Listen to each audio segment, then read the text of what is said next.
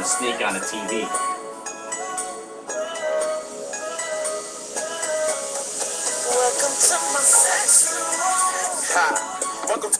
And welcome back to the Alf'Dawg Show. Let me tell you,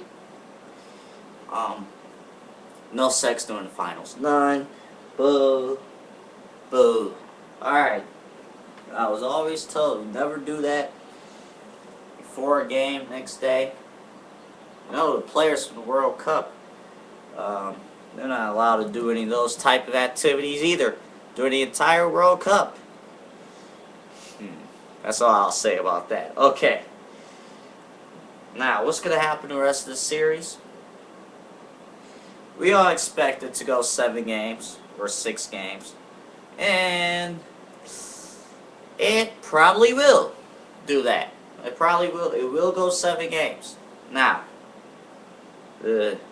Boston,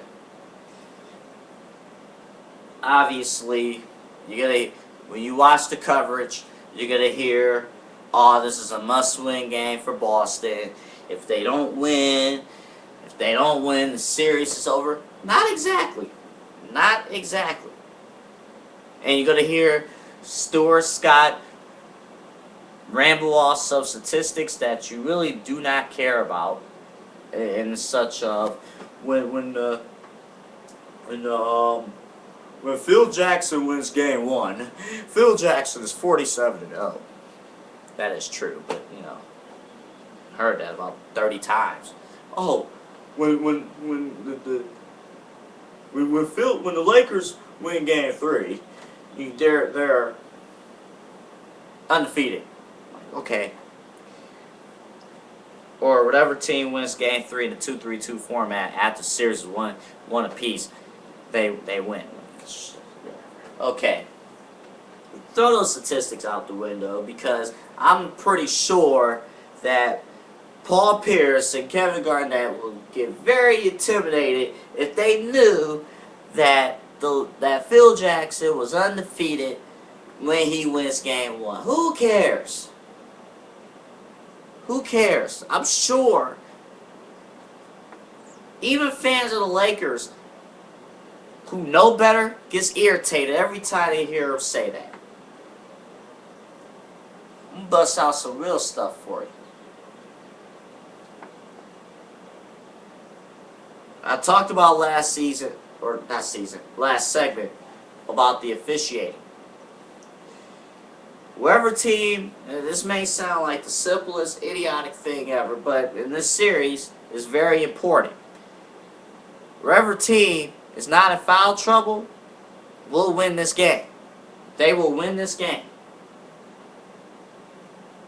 Okay, now I'm not a basketball analyst, so I'm not going to really bust out no real basketball statistics. More so as to say, if Ray Allen does find his shot, Derek Fisher is in trouble. Derek Fisher must keep up with Ray Allen even when does not have the ball. Now, the reason why foul trouble comes into play, if the refs let the guys play, then Boston inside will win the battle inside. They will win the battle inside. The focus coming into this series was whether or not the Lakers could be as tough as Boston. When you're in foul trouble, you can't be tough because you're passive, so you won't get fouled out of the game. So, if Kendrick Perkins, if Glenn Baby Davis, if Kevin Garnett is not in foul trouble, then they will still dominate. They will have their way. They won't dominate as they did in 08, but they will have their way inside. Gasol's look great, but again, Boston's bigs, at least one of them in every game, has been in foul trouble. I would like to see how Gasol and Bynum does when those big guys is not in foul trouble. I would like to see that.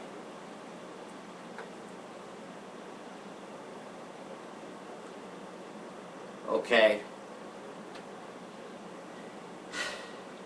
I don't know which Paul Pierce we're gonna get tonight. And that's a question. That's a question that I ask myself each Celtic game. Which Paul Pierce are we going to get? Are we going to get the Paul Pierce? And we have seen this in this postseason.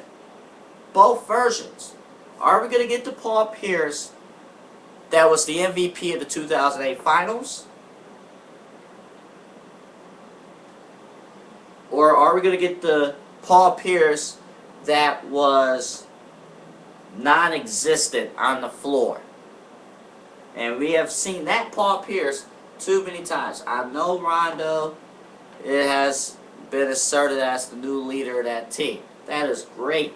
That is great. That needed to happen because the team goes through Rondo. But in order for the Celtics to win this series, Paul Pierce has to make a statement. Paul Pierce, even though Rondo, even though the team runs through Rondo, it will be Paul Pierce that will either win the series or lose the series for the Boston Celtics. You know what's going to happen with the bigs. You know Rondo's going to set guys up. You know what Ray Allen can do. You know what the Lakers, you know Kobe Bryant's going to be Kobe Bryant, the best player in the world. You know, and clutch performer. You know what you're going to get out of Derek Fisher. And Derek Fisher, as long as he hits his shots, which he usually does, you know what you're getting out of Fisher. You know what you're getting out of the bigs for the Lakers. Yes, even though Boston has the advantage in the bigs, Gasol, unlike in 08, Gasol can still score. Bidel can still score. Lamar Odom, another key in this series. What he does off the bench. But he has an established role he's basically been doing. So this series comes down to the play of Paul Pierce.